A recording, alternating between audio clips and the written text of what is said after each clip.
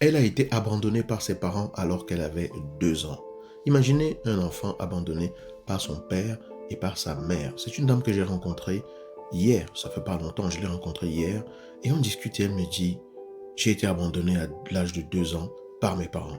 Mon père, il est parti, et ce qui intéressait ma mère, c'était juste s'amuser, sortir et rencontrer du monde. J'ai été ballotté à gauche, à droite, et finalement, c'est ma grand-mère qui m'a élevé. Elle est devenue ma tutrice légale. J'ai progressé comme ça dans la vie et ça n'a pas toujours été facile. Parfois, mes parents apparaissaient, mais ils disparaissaient toujours et c'était vraiment compliqué. Et par la suite, à un moment donné, elle rencontre un homme. Elle commence une relation avec la personne et elle vit des choses qu'elle n'apprécie pas du tout, des choses qui la font vraiment souffrir. Elle a autour de la vingtaine. Et après cette relation, elle dit stop. Je ne veux pas continuer à vivre comme ça. Je vais prendre ma vie en main. Je vais décider d'aller de l'avant. La vie n'a pas été facile pour moi, mais je vais me transformer et avoir la vie que je veux.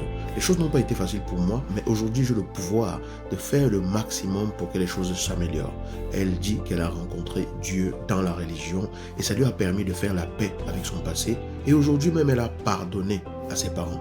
Au point où, avec ses 3 enfants, qu'elle a aujourd'hui avec le magnifique mari qu'elle a, elle permet à ce que ses parents voient leurs petits-enfants de temps en temps. Je sais que ce n'est pas l'histoire de tout le monde, mais ce que j'aimerais simplement dire, parce que cette histoire m'a vraiment inspiré, et je me suis dit qu'il fallait que je vous la partage. Je lui ai demandé est-ce que vous êtes d'accord pour que je partage votre histoire aux gens qui me suivent. Elle m'a dit oui, partagez-la, je n'ai absolument aucun problème avec ça. Et ce que j'aimerais que nous tirions comme enseignement de cette histoire est très simple. Peut-être que votre vie est hyper compliquée en ce moment, et que vous maudissez toutes les personnes que vous avez croisées. Et si il y avait peut-être une possibilité que vous décidiez malgré tout de faire les choses autrement. Peut-être que les choses n'ont pas toujours été faciles. Mais si vous décidiez à partir de maintenant de vous dire ok, je me suis répété pendant longtemps que je n'étais pas capable d'y arriver, mais à partir de maintenant je vais chercher comment y arriver. Parce que parfois on est coincé dans des schémas parce qu'on se les est tellement répétés. On s'est tellement répété ces schémas-là que ça finit par devenir la vérité parce qu'on y croit nous-mêmes à un moment donné. Vous savez, nos vies et comment nous sommes, c'est souvent le résultat de ce que nous avons répété pendant longtemps. Et même au niveau mental, quand on a toujours eu une façon de penser, de se dire ça je n'y arriverai jamais, on finit par être convaincu de cela et à y croire vraiment. Et à ne même pas se rendre compte que c'est possible qu'il en soit autrement. Je me souviens d'ailleurs de cette dame avec qui j'ai discuté un jour, que je vois, et qui est vraiment malheureuse et qui me dit, moi c'est ma vie comme ça. Tout le monde n'est pas fait pour être heureux. Moi je ne peux pas, je ne sais pas ce que c'est que le bonheur, je ne me suis jamais posé la question. Et là je lui demande, et si votre vie pouvait être différente? Vous savez ce qu'elle me dit? Après quelques secondes de réflexion, elle lève la tête et elle me regarde. Et elle me dit, ah tiens, je ne m'étais jamais posé la question. Elle ne s'était jamais posé la question. Et souvent, on n'a pas de réponses parce qu'on ne se pose pas de questions. Souvent, on ne trouve pas un chemin parce qu'on ne cherche pas de chemin. Souvent, on n'a pas de demain meilleur parce qu'on ne recherche pas un demain meilleur. Les questions sont des portes ouvertes sur l'âme. Ne vous empêchez pas de vous poser la moindre question qui soit pour un mieux-être.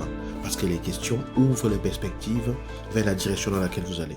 Alors, quel que soit ce que vous vivez aujourd'hui, posez-vous la question de savoir et si les choses pouvaient être différentes. Posez-vous la question de savoir et si je pouvais prendre les choses en main à partir de maintenant pour être totalement responsable de ce que je ressens et de ce que je fais de ce que je ressens, ce que je fais de ce que je vis.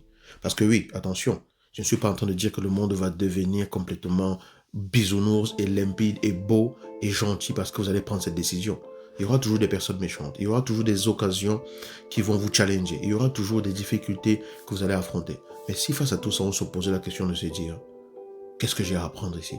Si on se disait, et si c'était un cadeau mal emballé, qu'est-ce que l'emballage, qu'est-ce que le contenu de l'emballage a pour moi? Si on peut se poser la question, si on se posait la question de se dire, comment est-ce que je peux utiliser ça pour le mieux? Est-ce que vous pensez que ça pourrait changer la façon dont on voit les choses? C'est juste une réflexion matinale comme ça que je voulais partager avec vous, pour vous dire que l'histoire de cette dame dont je vous ai parlé au début m'a quand même fasciné. J'ai voulu la partager avec vous, parce que parfois, du chaos naît l'espoir, du chaos naît la grandeur.